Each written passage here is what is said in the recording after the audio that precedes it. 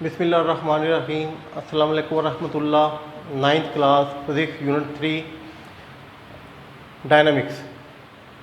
आज इस चैप्टर के अंदर जिस आर्टिकल को हमने पढ़ना है उसका नाम है law of conservation of energy, law of conservation of momentum. Law of conservation energy भी इसमें थोड़ा सा तज़किरा मैं करूँगा। अच्छा, बहरहाल इसके तहत हमें सिस्टम के बारे में पहले बताना चाहिए।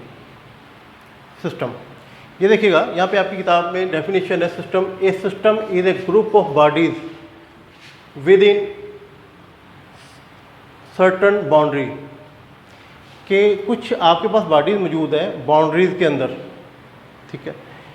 अच्छा, जैसे कि ये कमरा है, ये भी आपका एक सिस्टम है। इसके अंदर जो सामान पड़ा हुआ है वो बॉडीज़ हैं, जो बंदे मौजूद हैं वो उसकी बॉडीज़ हैं, और जो उसकी बाउंड्री है वो अपना जो है ये कुल मिला के ये जो बॉडीज़ हैं और प्लस उसकी बाउंड्रीज, ये मिला के इसको हम सिस्टम बोलते हैं। अच्छा, सिस्टम जो है वो दो किस्म के होते हैं। अब सिस्टम जो है, एक जिस सिस्टम ऐसा है जिसे हम ओपन सिस्टम बोलते हैं, दूसरे को क्लोज्ड सिस्टम बोलते हैं। ओपन और क्लोज। ओपन सिस्टम है जिसके अंदर बाउंड्री के अंदर जो मैसेज है, मटेरियल है या एनर्जी है, वो अंदर बाहर ट्रांसफ़र हो सकती है, ठीक है जी। यानी कि एक मिसाल ले लेते हैं। ये मेरे पास एक सिलेंड्रिकल टाइप जो है वो बोतल है, इसके अंदर मैंने पानी भरा हुआ। ओपन सिस्टम है ये। ओपन से मुराद ये है कि मैं इसे ओपन रखूँगा, इसके मालिक्यूल वेपरेट होकर बाहर निकल जाएंगे, ठीक है, और मैं मज़ीद पानी डाल भी सकता हूँ। ये ओपन सिस्टम। अच्छा, क्लोज सिस्टम। ये क्लोज सिस्टम के अंदर ये होता है, ये याद रखिएगा, हम फिज़िक्स पढ़ रहे हैं और क्लोज सिस्टम की डेफिनेशन केमिस्ट्री में, फ़िज़िक्स में और क्लासिकल फ़िज़िक्स में, ये मुख्तलिफ जो आपके हैं ना सब्जेक्ट, वहाँ पे थोड़ी थोड़ी चेंज हो जाती है। पर क्लोज सिस्टम है उससे मुराद ये है, फ़िज़िक्स के अंदर बात करूँगा और डायनामिक्स में ख़ास तौर पे, थर्मोडायनेमिक्स में ख़ास तौर पे ये बात होती है कि इसमें जो मैस है वो अंदर बाहर नहीं हो सकता और एनर्जी भी अंदर बाहर नहीं हो सकती। एनर्जी भी अंदर रहेगी। उसकी मिसाल मैं देता हूँ कि मैं पानी गर्म करके यहाँ पे रखूँ ना, इसके अंदर थोड़ी देर बाद ठंडा हो जाएगा, ठीक है, हालांकि मैंने बंद किया हुआ ढकना, तो ये भी ओपन सिस्टम है। लेकिन मैं अगर इसे थर्मस में रखूँ, शीशे की थर्मस, फ्लास्क, डबल फ्लास्क, तो उसके अंदर मैं पानी गर्म के रखूँ तो वो काफ़ी घंटों तक जो है वो गर्म रहेगा। ये तकरीबन क्लोज्ड सिस्टम हो गया। एक ओपन सिस्टम, एक क्लोज सिस्टम।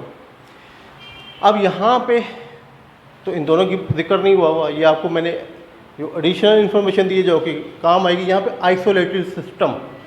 आइसोलेटेड सिस्टम जो है वो क्लोज सिस्टम जो मैंने आपको बताया भी, पढ़ाया, वही होता। उसका दूसरा नाम आइसोलेटेड सिस्टम, ठीक है। तो ये आइसोलेटेड सिस्टम आपको इसने डेफिनेशन दी हुई है कि it is a group of interacting body. वहाँ पे भी था ग्रुप ऑफ इंटरैक्टिंग बॉडी, ठीक है, on which no external force is acting. देखिए, हम नेट फोर्स का जिक्र करते रहे बार बार। मैंने पिछले चैप्टर में आपको बताया था कि हम हमेशा किताबों में एक्सटर्नल फोर्स बोलते थे। न्यूटन लॉ में भी एक्सटर्नल, आपकी किताब ने पिछले चैप्टर में फैशन चला दिया नेट फोर्स, वो भी ठीक है। देखें, यहाँ पे मजबूर हो गया एक्सटर्नल फोर्स, यहाँ पे नेट फोर्स भी लिखा जा सकता है, ठीक है जी, वो बात भी ठीक है। It is a group of interacting bodies on which no external force is acting, कि जिसे कोई एक्सटर्नल फोर्स उसके अंदर लग नहीं रही, बैरूनी किसी किस्म की फोर्स उस पर लग नहीं रही। अच्छा, अब आ जाए, मैं इसकी थोड़ी सी डिटेल और बता दूं कि ये सिस्टम जो है उसके अंदर एनर्जी भी, जो बाउंड्री है उसके अंदर और बाहर ट्रांसफ़र नहीं हो सकती, और मैस भी अंदर या बाहर ट्रांसफ़र नहीं हो सकती। इसको हम आइसोलेटेड सिस्टम बोलते हैं। अच्छा जी, अब हम स्टेटमेंट में आ जाते हैं। जो हमारा असल में लॉ है ना, ये उसको समझने के लिए सारी बातें थी। अब लॉ आ गया कंजर्वेशन ऑफ मोमेंटम, इसकी स्टेटमेंट होगी। लॉ की हमेशा स्टेटमेंट होती है, फिर रिपीट कर रहा हूँ, डेफिनेशन नहीं होती। हम गलतुल-आम डेफिनेशन बोलते रहते हैं, लिखने में भी आ जाता है, लेकिन असल में लॉ की स्टेटमेंट होती है। इसकी स्टेटमेंट देखिएगा, the momentum of an isolated system. ये आइसोलेटेड सिस्टम का जो मोमेंटम है उसके अंदर जो बॉडीज़ हैं उसका टोटल सिस्टम जो है ना, अपना मोमेंटम है जो है, ऑफ टू और more than two interacting body remains constant एक आइसोलेटेड सिस्टम के अंदर दो बॉडीज़ हैं इंटरेक्टिंग, एक दूसरे पर असरअंदाज हो रही है। आइसोलेटेड का मतलब भी आपको बता दूं, अलग थलग बोलते हैं उर्दू में। आइसोलेटेड का मतलब अलग थलग। बहरहाल तो इसके अंदर दो इंटरेक्टिंग बॉडीज़ हैं जो कि एक दूसरे के साथ जो है असरअंदाज हो रही हैं, और लेकिन उनकी आपस में कोलिजन भी हो रहे हैं या नहीं हो रहे, इंटरेक्शन, अट्रैक्शन, रिपल्शन, जो कुछ भी हो रहा है, तो उसका जो होता है ना ये मोमेंटम, अभी मैंने नोट किया, 5 मिनट बाद नोट किया, 10 मिनट बाद नोट किया, वो रिमेन कंजर्व का मतलब है सेम होता है, उसके अंदर कोई तब्दीली नहीं आती। ये इसकी स्टेटमेंट। अब जी आपको मैं शुरू में मेरे मुँह से अल्फाज निकले थे, law of conservation of energy, वो आप जो है केमिस्ट्री में तो पढ़ेंगे। उसके अंदर जो आता है कि energy can not be created not be destroyed, उसकी मुसलसल स्टेटमेंट है। Energy can not be created, तवानाई को ना पैदा किया जा सकता है ना फना किया जा सकता है, बल्कि ये रिमेन कंजर्व रहती है, ये कायनात का असूल है। और ठीक है, अच्छा इसके बाद यहाँ पे देखिएगा, इसकी स्टेटमेंट हम लिख सकते हैं, बेशक गूगल में जाके विकीपीडिया में जाके चेक कर लें, आपको स्टेटमेंट उसकी मिलेगी कि momentum can not be created not be destroyed, momentum can not be created not be destroyed for an isolated system. ये स्टेटमेंट भी हम लिख सकते हैं। अब इसकी हम आगे तफसील डिस्कस करेंगे।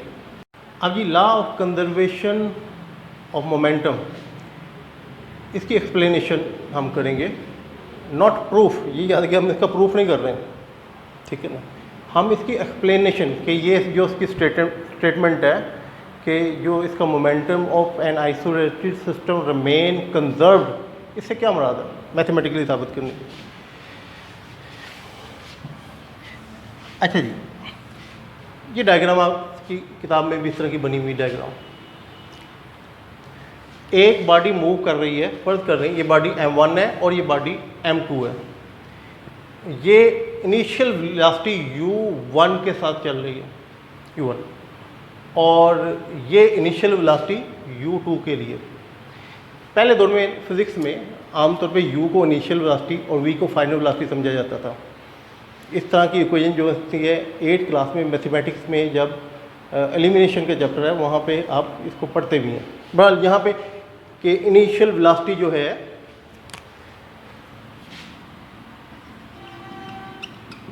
इनिशियल वेलोसिटी जो m1 की है वो u1 है और m2 की है u2 है। यहाँ पे देखिएगा ये वेक्टर मैंने लंबा करके दिखाया हुआ है, इसका मतलब है कि इसकी वेलोसिटी ज़्यादा है, u1 जो है वो ग्रेटर है, तेज़ चल रही है u2 से। इसका वेक्टर मैंने छोटा दिखाया, इसका मतलब इसकी वेलोसिटी कम है और दोनों सेम डायरेक्शन में चल रही होंगी। थोड़ी देर बाद क्या होगा, इनमें एक्सीडेंट होगा, ये टकराव होगा, कोलिजन होगा, ये कोलिजन होगा, इनमें कोलिजन हुआ। कोलिजन के बाद क्या होगा, ये इसकी पॉसिबिलिटीज़ हैं कुछ मुख्तलिफ, लेकिन एक पॉसिबिलिटी डिस्कस की हुई यहाँ पे कि ये जो m1 है इसकी जो है वेलोसिटी कुछ कम हो जाएगी, इसकी final velocity vi, initial velocity u1, final velocity vi। अब ये ठोकर लगने के बाद ये जो है m2 इसकी वेलोसिटी फाइनल v2, ये कुछ तेज़ हो जाता है, उससे बड़ा होके हो गया। अच्छा अब ऐसे करते हैं, हमने एक्सप्लेनेशन करना है initial momentum of the system. Momentum आपको याद है P = mv। मोमेंटम होता है कि आपको याद करा दूं कि मोमेंटम जो है इससे हम मेजर करते हैं quantity of motion. Quantity of motion can be measure from the term, physical term called momentum. तो इसका इनिशियल मोमेंटम क्या है, वो है m1 और u1, इसका हो गया। क्योंकि सिस्टम के अंदर आपके पास आइसोलेटेड सिस्टम के अंदर दो ही बॉडीज़ हैं, ठीक है, तो टोटल इसका दूसरा होगा m2 और u2। ये दोनों को जमा करेंगे तो इनिशियल मोमेंटम हमारा बनेगा जो है आइसोलेटेड सिस्टम का। कि अगर ये m1 m2 2 बॉडीज़ है तो ये आपके पास m1 u1 m2 u2 m2 u2, और अगर 3 होते हैं m3 3, और जितने होते हैं ये आगे प्लस प्लस होते जाते हैं। बस दो का हमने डिस्कस किया, हमने एक्सप्लेन करना ना सिर्फ। अब देखिएगा final momentum of system. System से मुराद याद रखिएगा आइसोलेटेड सिस्टम, मैं छोड़ करके लिख रहा हूँ, आइसोलेटेड सिस्टम की बात हो रही है, आम सिस्टम की बात नहीं हो रही। तो ये इसका टकराव हुआ, टकराव के बाद इसकी जो है मोमेंटम हो गया m1 v1, ये पहली बॉडी का, और दूसरी बॉडी जो है स्फीयर, बुक में स्फीयर लिखा हुआ है, स्फीयर गोला, तो ये m2 v2। अब हम समझना चाह रहे हैं कि ये स्टेटमेंट क्या कह रही है। कहती है आइसोलेटेड सिस्टम का इनिशियल और फाइनल जो है वो मोमेंटम जो होता है वो सेम है, यानी m1 u1 plus m2 u2, m1 v1 m2 v2। Initial momentum of system, final momentum of system of an isolated system remain conserve का मतलब है equal. Law of conservation of momentum, इसकी एक एक्सप्लेनेशन दी थी हमने mathematical, और ये दूसरी एक्सप्लेनेशन। अच्छा ये देखिएगा, एक गन और बुलेट सिस्टम है। ये जो बुलेट है ये अभी गन के अंदर मौजूद है, ठीक है, और गन हमने हाथ में पकड़ी हुई है। तो इसकी जो मैस है वो स्मॉल एम है, बुलेट की स्मॉल एम, और गन की कैपिटल एम, ठीक है। अच्छा, अब जो इसका इनिशियल मोमेंटम गन का, initial momentum of gun and bullet system, ये दोनों का देखें, इसकी वेलोसिटी 0 है बुलेट की, तो ये इसका एम वी हम लेंगे, P equal to M V, यानी कि मोमेंटम एम वी के बराबर 0 आएगा। जो बुलेट है उसका मोमेंटम 0, गन उसकी वेलोसिटी भी 0 है, तो वो भी 0, यानी कि initial momentum of the system जो है वो 0 है। अच्छा, इसके बाद देखिएगा, इसके बाद हम गन फायर करते हैं, फायर, तो ये बुलेट बड़ी तेज़ी से यहाँ से बाहर की तरफ रवाना हो जाती है, ये आगे की तरफ ये चलना शुरू हो गई। इस वक्त इसकी वेलोसिटी स्मॉल v, और जो गन है उसकी वेलोसिटी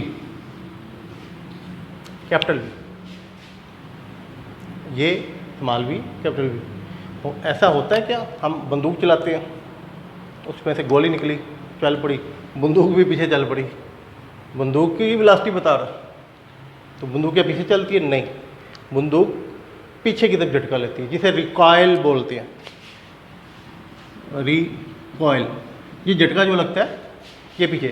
यहाँ पे आपको इन्फॉर्मेशन और दे दूँ कि हमारे दौर में जब हम एफएससी करते थे तो हमें एनसीसी की ट्रेनिंग लाजमी लेनी पड़ती थी, मिलिट्री ट्रेनिंग। तो उस ट्रेनिंग में ऐसा होता था कि हमें फायरिंग भी सिखाई जाती थी, फर्स्ट ईयर में भी फायरिंग और सेकंड ईयर में भी। गन का एक उसूल बताने लगा कि ये जो मिलिट्री की फौजियों की गन रहती हैं ये हैवी होती हैं, वजनी भी होती हैं, और उसके अंदर बुलेट भी लंबे साइज़ की होते हैं, दूर तक जिसने टारगेट करना होता है। तो ये जब गन है हमने अपने कंधे के साथ लगानी, क्योंकि हमें जो हमारे ट्रेनर होते थे वो बताते थे कंधे के साथ लगाएं। अगर जब हम फायर करते हुए गन इधर रखेंगे तो गोली आगे जाएगी, ये बहुत ही स्पीड से फिर ये पीछे आएगी कंधे पे, और कंधा बुरी तरह ज़ख्मी हो जाएगा। ठीक ठाक किस्म का ख़तरनाक काम है। तो गन जब फायर की जाती है, बड़ी गन जो होती है वो कंधे के साथ जोड़ के। अच्छा, बहरहाल तो यहाँ पे है, ये हमारे पास इनिशियल मोमेंटम है। अब final momentum, final momentum gun की मैस m है और उसकी वेलोसिटी कैपिटल V है। बुलेट उसकी स्मॉल m मैस है और इसकी वेलोसिटी स्मॉल v। अब हमें लॉ ऑफ कंजर्वेशन कहता है इनिशियल और फाइनल मोमेंटम इक्वल होता है, तो हम क्या करेंगे, इसको लिखेंगे m capital V plus m, ये हमारे पास हो गया फाइनल। इनिशियल क्या था? 0। तो इसकी एक्सप्लेनेशन यहाँ तक। आपकी किताब ने यहाँ पे इसको मैं ये ब्लू करता हूँ, v, इसकी कीमत निकाली हुई है। चलिए मैं पहले v की कीमत निकाल दूँ, फिर डिस्कस करता हूँ क्यों निकालता है वो। ये v, mv, ये उस सब जाके माइनस का mv, और कैपिटल V की कीमत निकालेंगे तो ये माइनस mv/m, ये कैपिटल M इसके नीचे आ जाएगा। तो ये वो वेलोसिटी है, इसे रिकॉइल वेलोसिटी बोलते हैं गन की, कि ये पीछे की तरफ जो झटका मारती है ना, तो हम इस तरीके से जो गन का हमें झटका पीछे लगता है उसकी जो वेलोसिटी है गन की, वो कैलकुलेट कर सकते हैं। और ये नेगेटिव साइन जो है ना, ये बता रहा है कि डायरेक्शन जो है उसकी वो अपोजिट में है। बुलेट की तरफ जा रही है इस तरफ और गन की तरफ जा रही है इस तरफ। तो ये मैथमेटिकल एक्सप्लेनेशन तो इसकी यहाँ तक थी। यहाँ से आपने एडवांटेज ये लिया, यहाँ से आप वेलोसिटी उसकी भी निकाल सकते हैं ये बुलेट की, लेकिन वो ज़रूरत नहीं है, ये रिकॉइल की ज़रूरत होती है झटका की ना। ये आर्टिकल ख़त्म।